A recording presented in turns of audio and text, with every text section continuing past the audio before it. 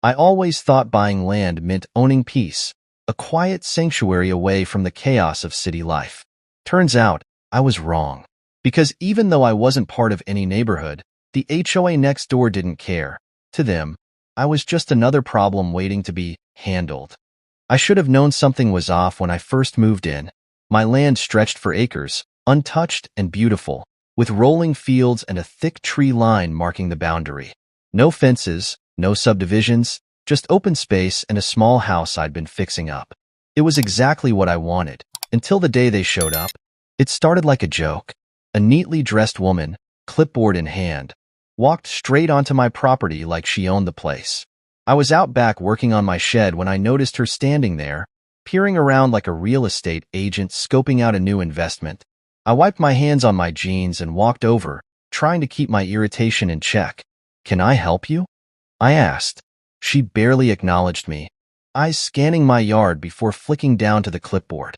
"Yes," she said in a tone that immediately set my teeth on edge. "I'm Susan, the HOA president for the Maple Ridge community. We've received some concerns about your property." I frowned. Concerns? This land wasn't part of their fancy HOA. The nearest row of cookie-cutter houses was a mile away, separated by thick woods. "I don't have anything to do with the HOA," I said, keeping my voice level. Susan smiled the way a snake might before it strikes. "Oh, I know," she said. "But we like to maintain a certain standard in the area, and, well, we noticed a few issues." She gestured vaguely at my property, as if expecting me to suddenly see what was so offensive. I looked around. My land was exactly as I left it. Neatly trimmed grass, a sturdy house, nothing out of place. "There are no issues," I said flatly. Her smile tightened. "Your shed," she continued, "isn't compliant with community aesthetics. It's, well, an eyesore." I let out a short laugh. "It's a shed," I said, "on my land." She nodded, as if she expected that to be the end of the discussion. "Exactly. And according to our guidelines, all structures should match the aesthetic of the community." That's when I realized this wasn't a misunderstanding. This woman genuinely believed she had authority over my property. "I don't follow your guidelines," I said, "because I'm not in your HOA." Susan sighed like she was dealing with a stubborn child. "We're all part of a community here," she said. "It would be best if you made some adjustments." My patience snapped. "Let me make this clear. I'm not under your rules, and I have no obligation to comply with anything your HOA says." I turned, done with the conversation. But Susan wasn't finished. "If you refuse to cooperate, we may have to take further action," she called after me. I didn't even look back. I should have known that was a warning. For a few days, nothing happened. I thought maybe she'd gotten the message and left me alone. Then the letters started arriving. First, just one. A violation notice with the HOA's logo stamped at the top, claiming I had 2 weeks to remove all non-compliant structures. Then more came. Warnings, threats of fines, legal jargon that meant nothing. I ignored them. Then, the real harassment began. I woke up one morning to find an orange sticker slapped onto my front door. "Final notice. Non-compliant structure. Subject to removal." My stomach twisted. I ripped the sticker off and stormed inside, shoving through the pile of letters I'd ignored. I needed to stop this before it got worse. I drove straight to the county office, letter in hand. The clerk barely glanced at it before shaking his head. "They can't enforce this," he said. "You're not under the HOA's jurisdiction." That should have been the end of it. But that night, my security camera caught movement near my shed. 2 figures in dark clothing, walking along the edge of my property.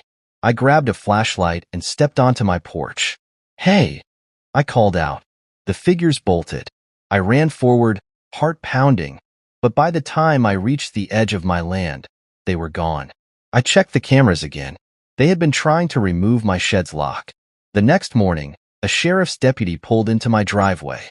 "We got a call about an unauthorized structure," he said, flipping through a notepad. My stomach dropped. They had called the cops on me. I stared at the deputy, my pulse hammering in my ears. Unauthorized structure? I knew exactly where that complaint had come from. I took a deep breath, trying to keep my voice steady as I explained that this was my land, my shed, and that the HOA had no authority here. The deputy frowned, flipping through his notepad as if looking for something more substantial. He sighed and tucked the notebook away, clearly unimpressed with the situation. He confirmed that there was no legal action to take, that this was a civil matter, and that unless I was actively violating zoning laws, the HOA had no grounds to make demands. I thought that would be the end of it, that maybe Susan would back off once she realized the law wasn't on her side. But I underestimated just how far some people would go when they couldn't get their way. The next few days passed in uneasy silence.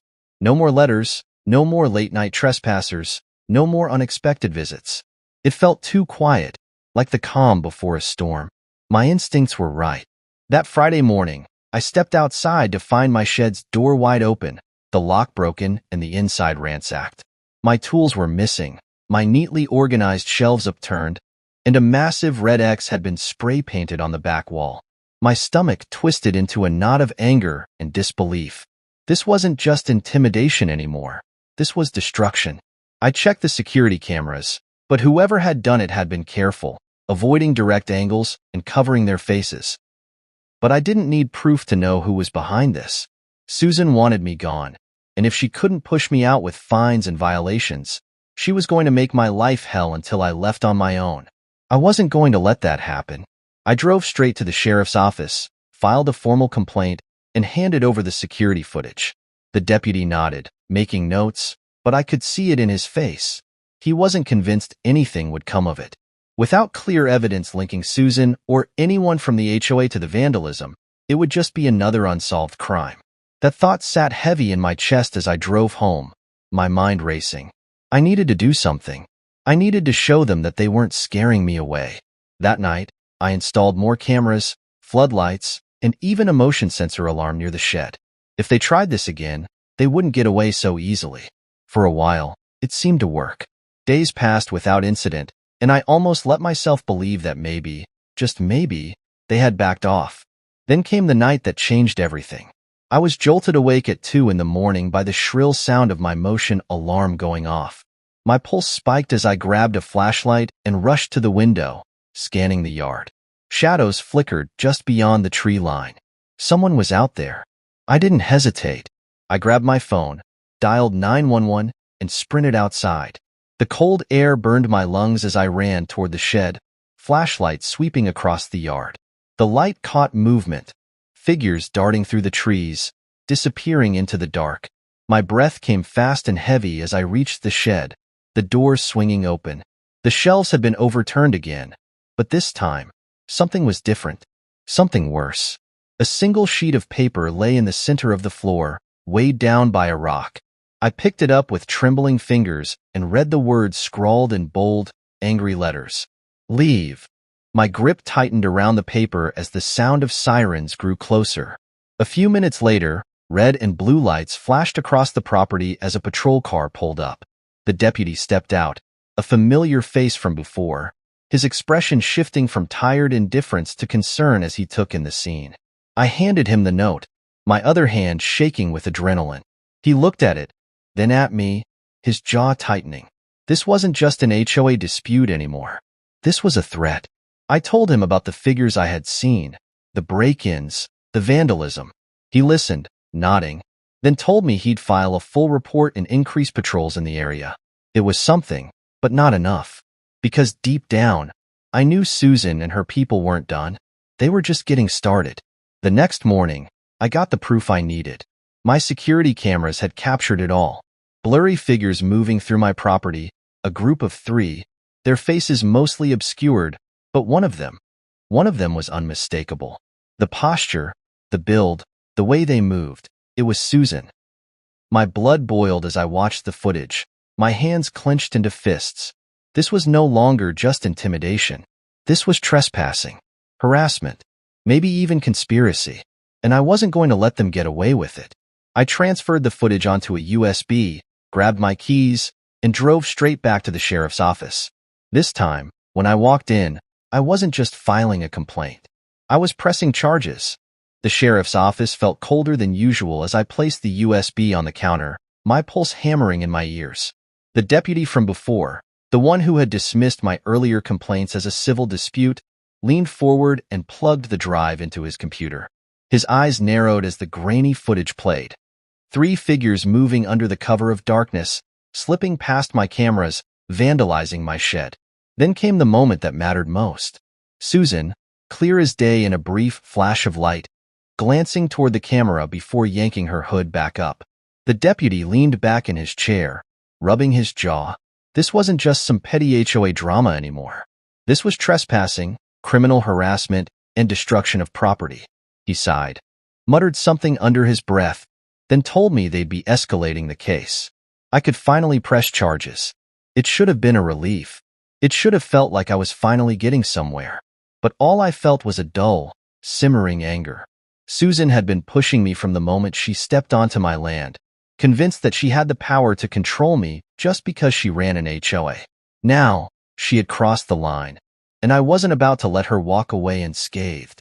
By the time I got back home, exhaustion was setting in, but sleep wasn't an option.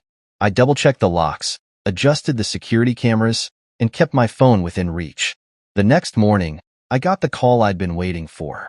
The sheriff's department had reviewed the footage, and they were going to pay Susan a visit. That should have been enough to make her back off, to finally make her realize that she wasn't untouchable. But people like Susan don't learn from warnings. They double down. They escalate.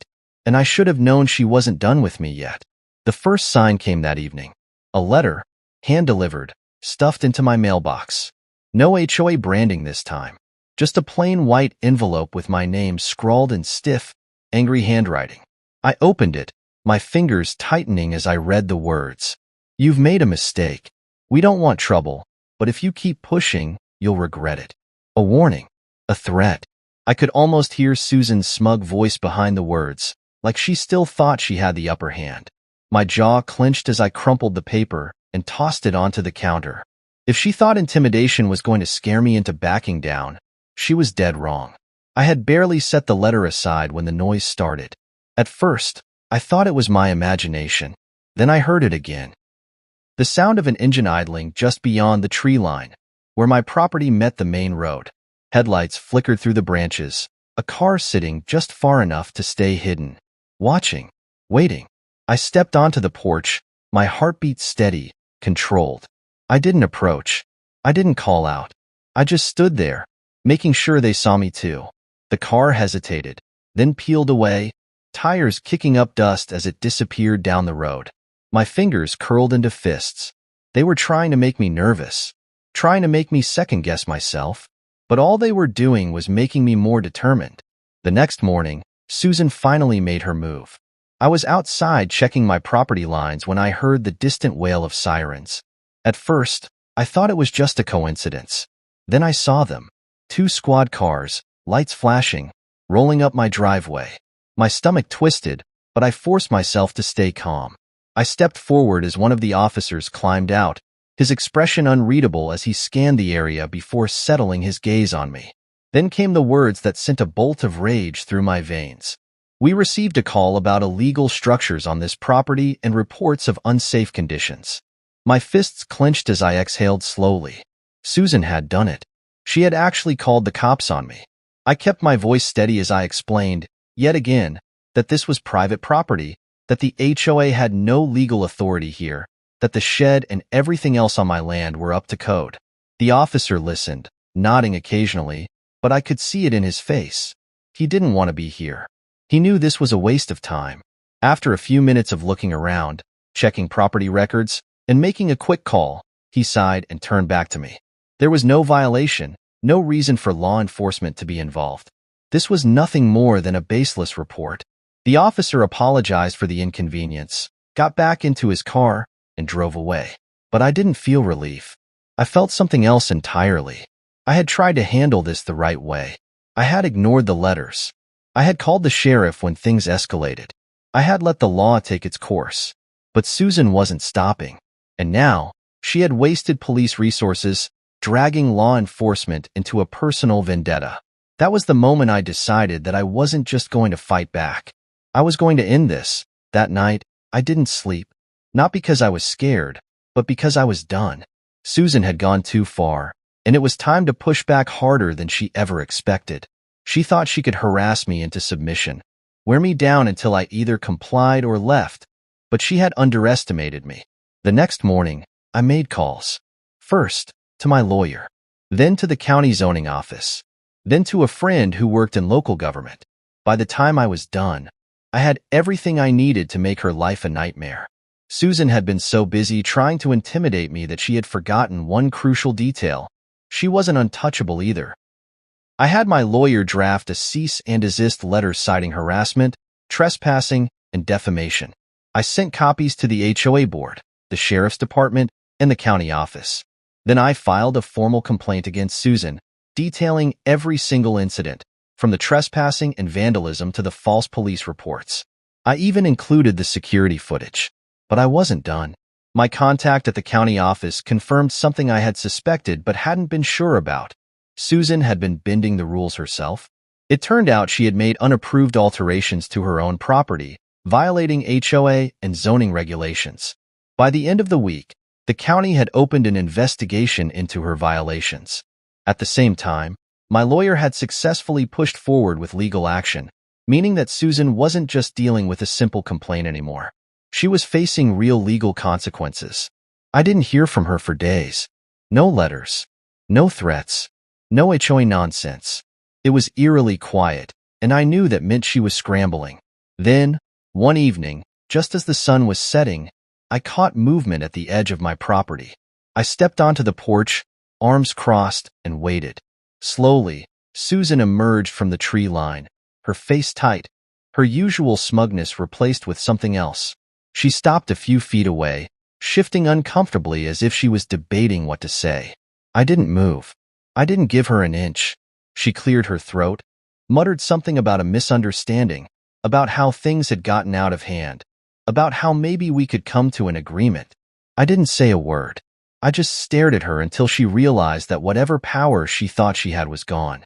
After a long, tense moment, she turned and walked away. A few weeks later, the official ruling came down. The county found her in violation of multiple zoning laws, forcing her to correct every unapproved alteration she had made to her home.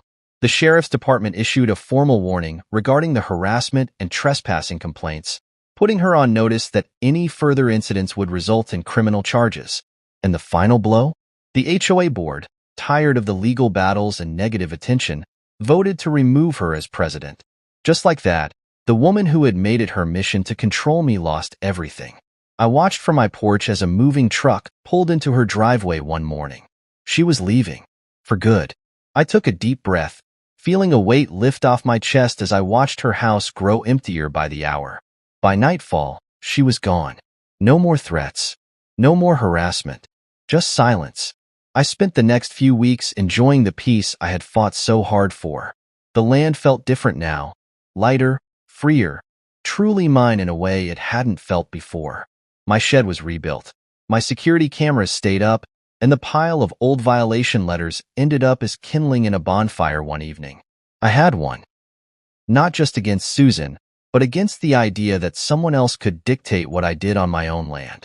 One evening, as I sat on the porch, watching the sunset bleed across the sky, I thought about everything that had happened. About the warnings, the threats, the trespassing, the cops showing up at my door. And I smiled. Because at the end of it all, my land was still mine. And nothing, not an HOA, not a power-hungry woman, not a single damn rule she tried to enforce, had been able to change that. The first sign of trouble wasn't the letter. It wasn't even the SUV that crawled up my driveway like a predator sizing up its prey. It was the silence. An unnatural, heavy silence that made my skin prickle. The birds had stopped chirping, the leaves had stopped rustling, and even the wind held its breath as if the world itself knew something was coming. Toby, my German shepherd, let out a low growl, his body tense beside me on the porch. I didn't know why, but my gut told me, whatever was about to happen, it wasn't good. I wiped the sweat off my forehead, setting my wrench down on the hood of my truck. It was supposed to be just another day of fixing things around the property, enjoying the quiet life I had worked so hard to build. But as I watched the SUV doors swing open, I knew that peace was over. A woman stepped out, dressed in crisp, white business attire that didn't belong anywhere near a place like this. She adjusted her sunglasses, scanning my land like she owned it.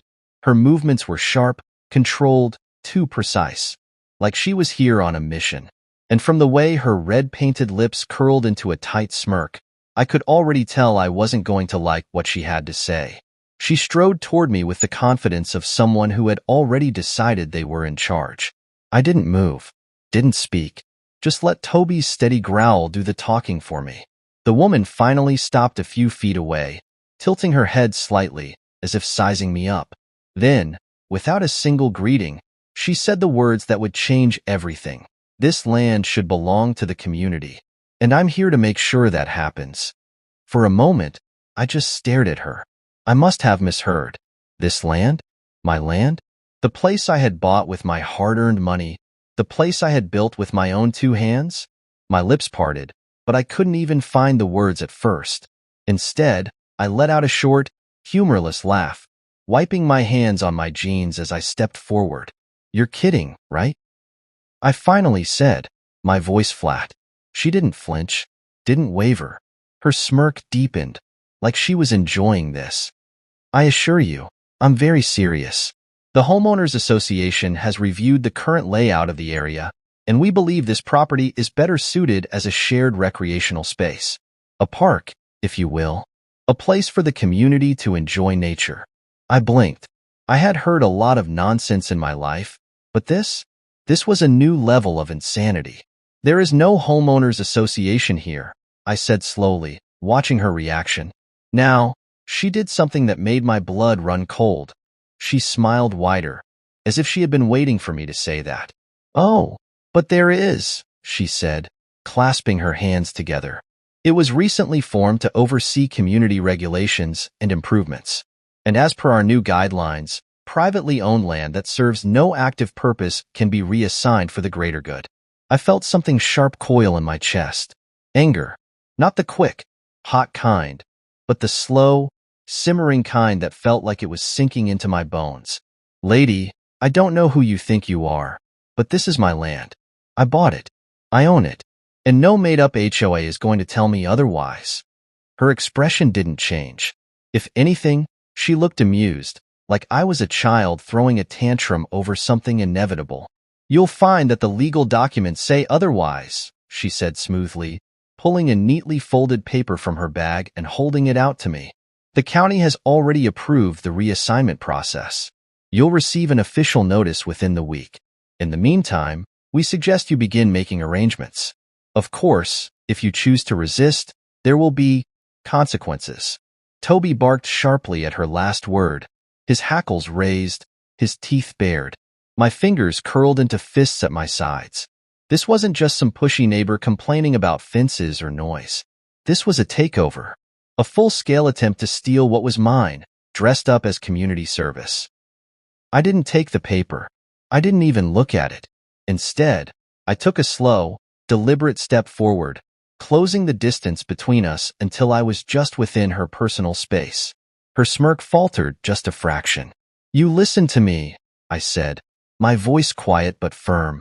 I don't care what fancy paperwork you shove in my face. I don't care what lies you tell the county.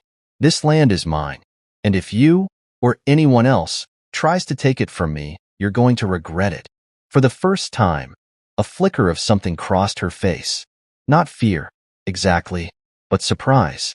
Like she hadn't expected me to push back so quickly. But just as fast, she recovered, stepping back with a sigh, adjusting her sunglasses. Suit yourself, she said breezily, turning back toward her car. But don't say I didn't warn you. I watched her leave, my muscles coiled so tightly I thought I might snap. The SUV's tires kicked up a cloud of dust as it sped down the road, disappearing into the distance. I let out a slow breath, then turned to Toby, who was still on high alert. This isn't over, I muttered, mostly to myself. And I was right. Because the next morning, the real nightmare began. The next morning, I woke up to something that made my stomach drop. Pinned to my front door was a large, official-looking notice, printed in bold red letters. At first glance, it looked like some kind of legal document, the kind designed to intimidate people before they even read a word. As I ripped it off the wood and scanned the contents, My hands tightened around the edges. It was a formal declaration from the so-called Homeowners Association, stating that my land had been officially reassigned as a community green space. The language was full of legal jargon, but the meaning was clear. According to them, I no longer had full ownership of my own property. They were giving me 30 days to vacate so that development could begin.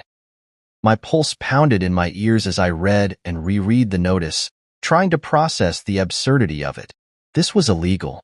It had to be.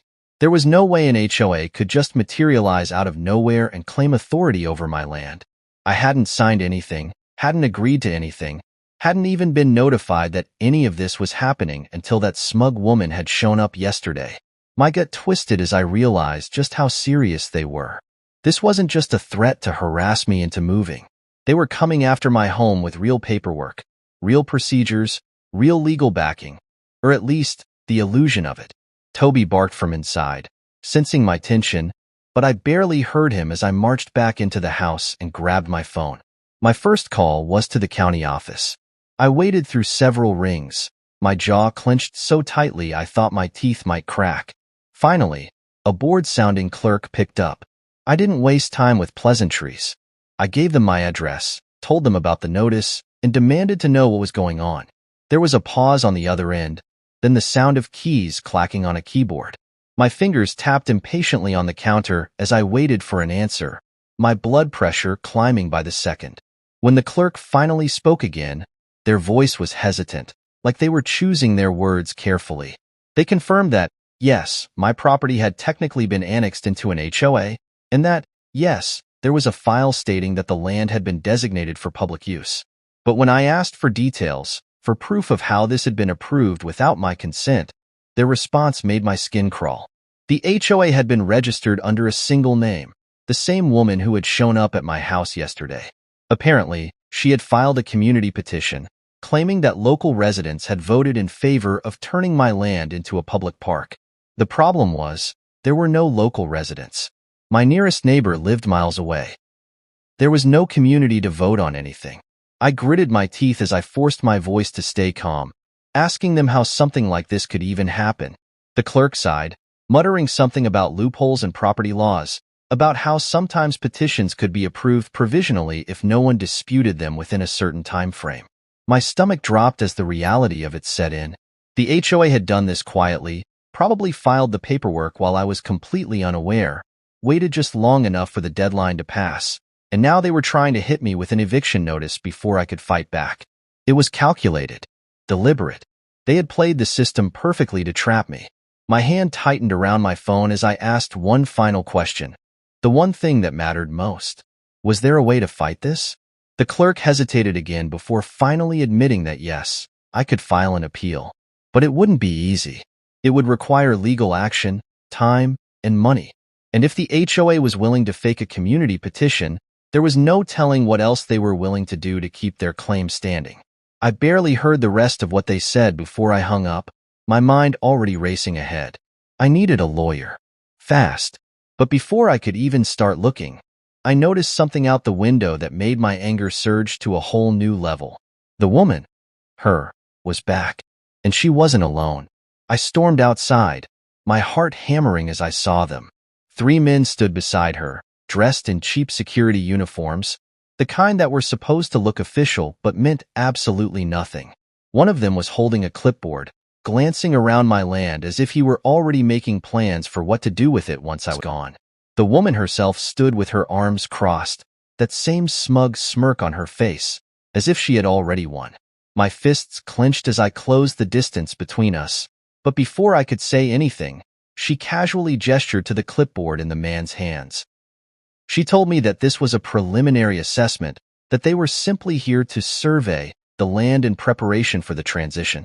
Then, as if she hadn't just dropped a bombshell, she tilted her head and politely asked if I'd like to start discussing relocation options.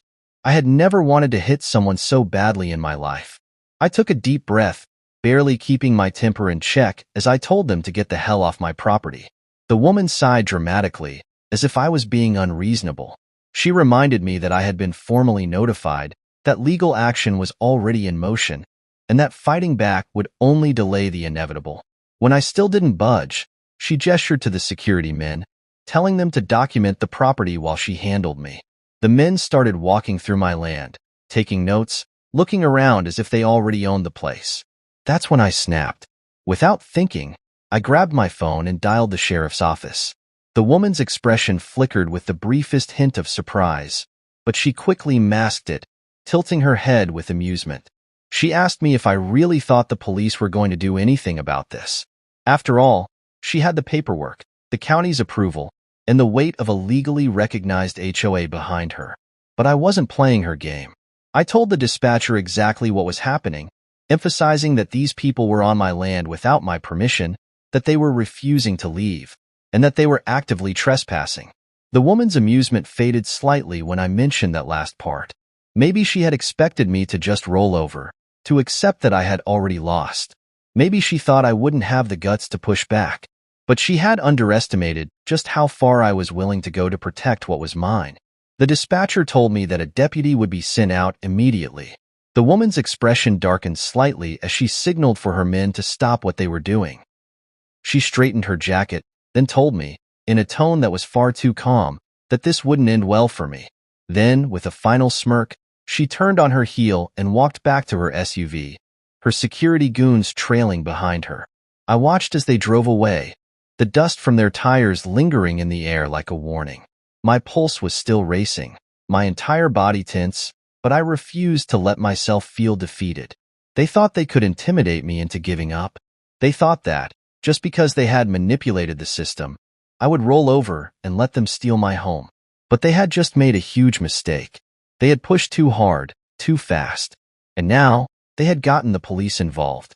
They thought this was already over. They had no idea that it was just getting started. The wait for the sheriff's deputy felt longer than it should have.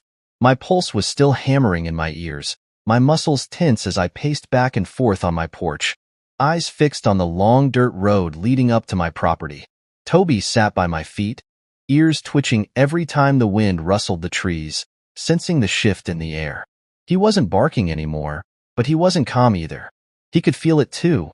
This wasn't over. Not by a long shot. When I finally saw the flashing red and blue lights cresting the hill, a mix of relief and anger coursed through me. Relief that help was finally here. Anger that it had even come to this. The patrol car pulled up, kicking up dust as it came to a slow stop near my driveway. The door opened, and out stepped a broad-shouldered man in his 40s, his uniform crisp, his badge glinting under the midday sun. His name tag read Deputy Callahan, and from the way he moved, calm but deliberate, I could tell he'd been doing this a long time. He adjusted his belt as he approached, his eyes scanning my land with the sharpness of someone who had seen more than his fair share of trouble. I didn't wait for him to speak. I stepped forward, holding up the eviction notice I had torn off my door earlier. My grip so tight the paper had crumpled at the edges. I told him everything. About the woman, about the fake HOA, about the so-called community vote that never happened. I explained how she had shown up with hired security, how they had trespassed on my land and started surveying it like it already belonged to them. I told him how the county office had confirmed that my property had been annexed without my knowledge, how they had manipulated loopholes in the system to make it look legal. And finally, I told him about the threats, how she had made it clear that resisting would only make things worse for me. Callahan listened without interrupting, his expression unreadable, his eyes moving between me, my house, and the stretch of land behind it. When I was finished, he took the notice from my hand and skimmed it, his brow furrowing slightly as he read. He let out a slow breath, then asked if I had security cameras. I admitted that I didn't. Not yet. He nodded, then folded the notice neatly before tucking it into his pocket. Then, in a level voice, he told me something that sent a cold spike of fury down my spine. He told me that this wasn't the first time he had heard of something like this happening, that over the past year, there had been multiple reports of private properties being quietly absorbed into newly formed HOAs, that most of the time, homeowners never fought back. They either didn't have the money for legal battles or didn't realize what was happening until it was too late. He told me that once an HOA gets county approval, reversing it is like pulling teeth, and that people like this woman, the ones who manufactured HOAs out of thin air, knew exactly what they were doing. I clenched my jaw, my fingers curling into fists at my sides. I already knew they had planned this carefully.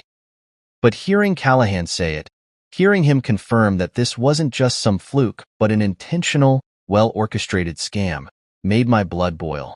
He told me that while technically the police couldn't override a county-approved HOA, there were still legal boundaries they had to follow. They couldn't harass me, they couldn't force an eviction before the process was finalized, and most importantly, they couldn't trespass without a formal court order.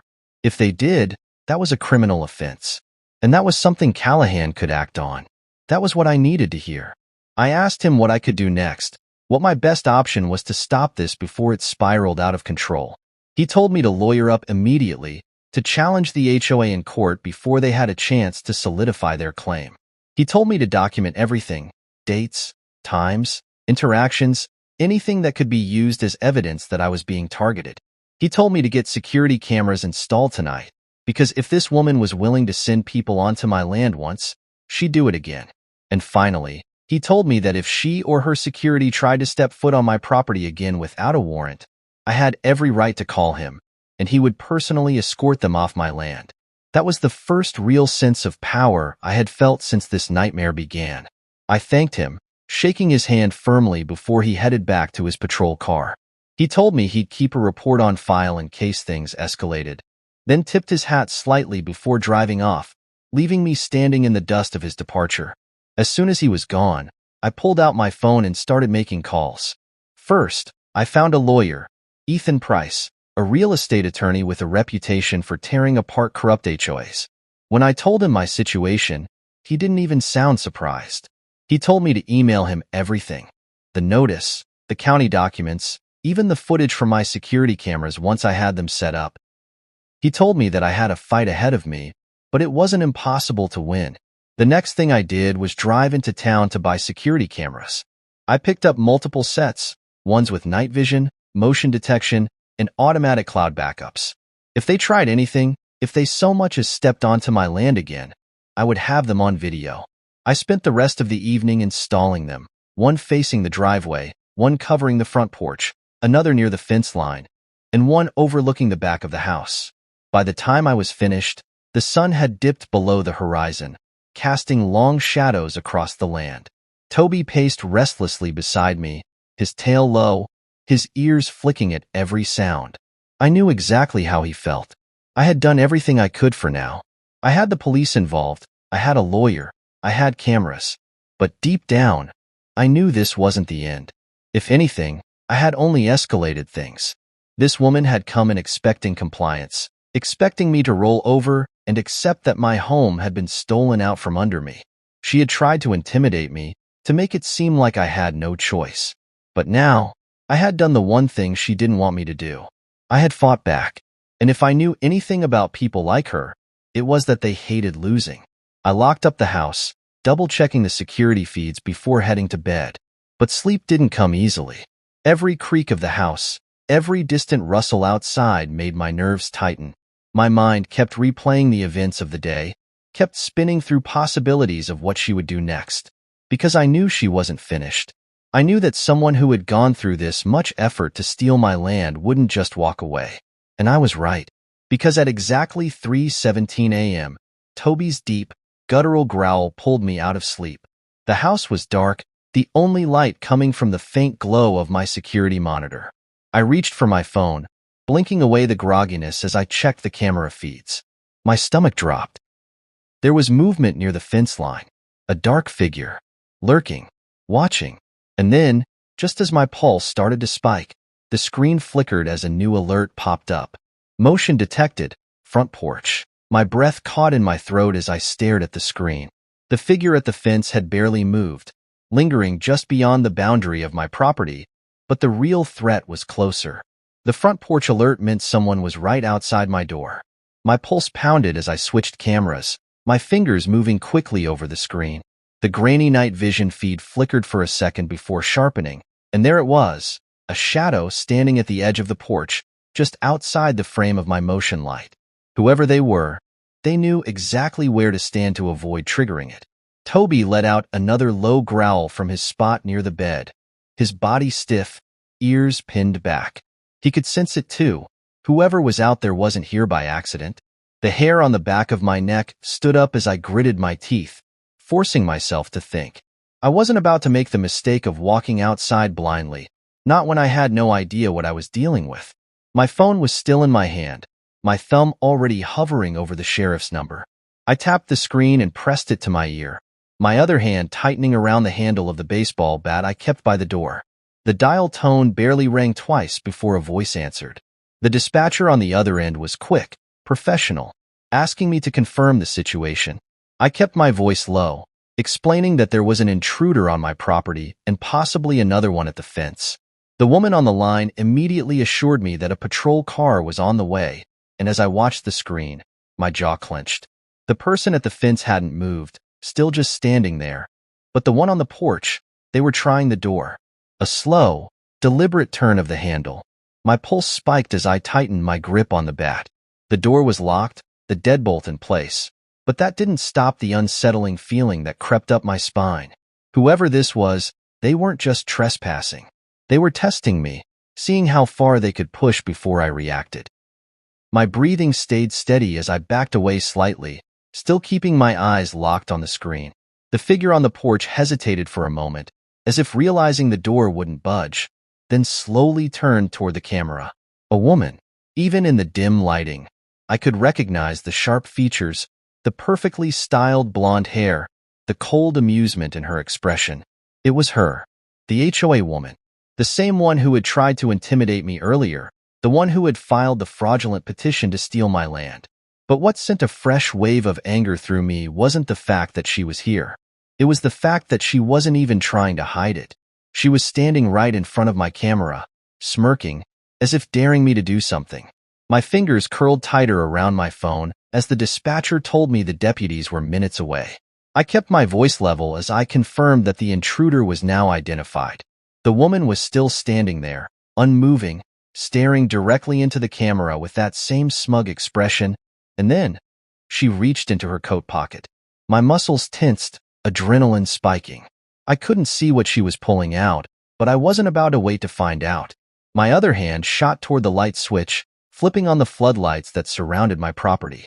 In an instant, the entire front yard was bathed in bright, unforgiving light, and for the first time, I saw exactly what I was dealing with. There were more of them. 3 more figures stood near the tree line, just beyond the fence. The one from the porch, the woman, flinched slightly at the sudden brightness but didn't back away. Instead, she tilted her head, slipping whatever was in her pocket back inside, as if deciding this wasn't the right time. Then, in an eerily calm and deliberate motion, she stepped backward, down the porch steps, her heels clicking lightly against the wood. She didn't run. She didn't look startled. She simply retreated, turning her back as she walked toward the fence line. The others followed her. My chest heaved as I exhaled sharply, my hands still tight around the bat and my phone. The dispatcher was still on the line, asking for updates, and I told her exactly what had happened. That the intruders were retreating, that they had been standing way too close to my house for comfort, that I had them all on camera.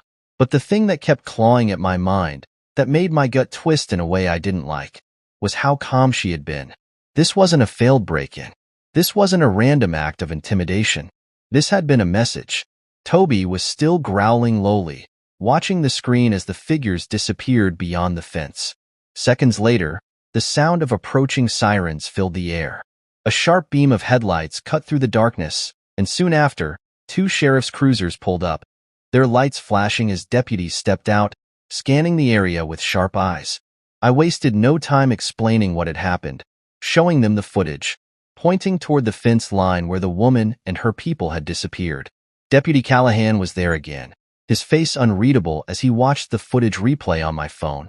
His jaw tightened slightly when he saw her, but the real change in his expression came when I told him how she had tried the door handle. His eyes darkened as he exchanged a glance with the other deputy, then told me they would file an official trespassing report and start looking into criminal harassment charges. But the real problem, he admitted, was the legal gray area. Since the HOA had technically been recognized by the county, this woman wasn't just some random trespasser. She was someone with a documented claim to my land, however fraudulent it was. If she had a legal angle, she could argue that she was simply checking on community property, even though we both knew that was complete nonsense. Callahan told me that they would start investigating how the petition was filed, but it wouldn't be a fast process. These things never were. That was exactly what she was counting on, dragging this out, making it as difficult and stressful as possible, trying to wear me down with endless paperwork and legal maneuvering until I gave up. I clenched my jaw, staring out at the now empty land beyond the fence, my mind already racing ahead. I wasn't giving up. Not now. Not ever. If she wanted to play dirty, then so be it. Because she had just crossed a line she couldn't take back. This wasn't just about property anymore. This was war. The next morning, I woke up with a purpose. The fear and uncertainty that had been lingering in the back of my mind were gone, replaced with something far stronger: determination. Last night had confirmed what I already knew. The woman and her so-called HOA weren't just playing legal games anymore. They were escalating, pushing their boundaries, testing just how far they could go before I broke. But what they didn't realize was that they had just made their biggest mistake. They had underestimated me. I started my day by making 2 important phone calls. The first was to my lawyer, Ethan Price. I sent him every bit of evidence I had: the security footage, the police report from last night, the fake eviction notice, and the fraudulent paperwork they had filed with the county. He responded within an hour, telling me that we had enough grounds to formally challenge the HOA's legitimacy in court. It would take time, but the case was strong. If we proved that the HOA was formed without a valid community vote, their entire legal claim would collapse. But more importantly, the trespassing and harassment charges were criminal, not just civil, which meant law enforcement could take immediate action. The second call was to the sheriff's department. This time, I wasn't just reporting a trespassing incident. I was filing for a restraining order against the woman who had tried to break into my house. The footage of her standing on my porch, trying the door handle, was more than enough evidence to prove intent. The sheriff's office processed my request quickly, and within a few hours, a deputy had delivered formal notice to the HOA's so-called headquarters, which, unsurprisingly, was just the woman's personal home in town. That should have been the end of it, but it wasn't. By the afternoon, a new letter appeared in my mailbox. This one wasn't an eviction notice. It wasn't a legal threat. It was a fine. A $5,000 fine for failure to comply with HOA regulations. My grip tightened around the paper as I read through the absurd claims. They were accusing me of unauthorized fencing, unapproved landscaping, and, most ridiculous of all, refusal to vacate designated community land. The nerve. The sheer audacity. They were still trying to bleed me dry, even after last night, even after law enforcement had gotten involved. I didn't hesitate. I grabbed my truck keys and drove straight to the county office, the letter still clenched in my hand. The clerks at the front desk looked up as I stormed in, and it wasn't long before I was sitting in front of the county commissioner, laying out every single fraudulent action the HOA had taken against me. The commissioner, a gruff-looking man in his 60s, skimmed through the paperwork with an increasingly deep frown. When I mentioned that the sheriff's office was already involved, his expression hardened. And that's when I saw it, the moment of realization in his eyes. This wasn't the first complaint against this HOA. I pressed him for details, and after a moment of hesitation, he admitted that my case wasn't the only one. Over the past year, multiple similar reports had surfaced. Private properties suddenly being annexed. Homeowners receiving bogus fines and eviction notices. Most of them had given up, either selling their land or settling under the HOA's ridiculous terms just to avoid legal battles.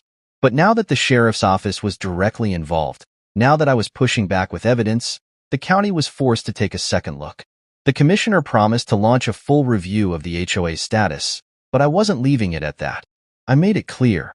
I was taking this all the way to court, and when I won, I wasn't just going to get my land back. I was going to dismantle their entire operation. The next few days were tense. I installed more cameras, reinforced my fences, and stayed in constant contact with Ethan. The restraining order meant the HOA woman couldn't legally set foot on my property, but that didn't mean she was done playing her games. She was losing control, and people like her didn't handle that well. Then, on the fourth night, it happened. It was past midnight when my security alert went off. The back fence, a section of it had been cut open. My heart slammed in my chest as I bolted to the monitors, scanning the feeds. The figures were back, 3 of them, moving fast, wearing dark clothing, slipping onto my land like they thought they were invisible. But this time, I was ready. I grabbed my phone, dialed the sheriff's office, and told them exactly what was happening. Then, before they could even get here, I turned on the floodlights and activated the siren. The entire yard lit up like a stadium, a deafening alarm blaring through the night. The intruders froze, and for the first time, they panicked. They tried running, but it was too late. The sheriff's deputies arrived within minutes, blocking off the road as officers swarmed the property. 2 of the intruders made it back through the fence, disappearing into the woods, but one wasn't fast enough. He was tackled to the ground, restrained, and shoved into the back of a patrol car before he even had a chance to fight back. And when they pulled off his mask, my suspicions were confirmed. He was one of the HOA's hired security goons. The woman had sent them. That was the final piece of evidence we needed. With a recorded break-in attempt, an eyewitness report, and footage of HOA-affiliated personnel committing a crime, the sheriff's office had no choice but to act. By morning, the police had a warrant for the HOA woman's arrest. She was picked up from her home before noon, handcuffed, and booked for criminal trespassing, conspiracy to commit vandalism, and multiple counts of harassment. The moment the news hit the county office, the entire HOA was shut down.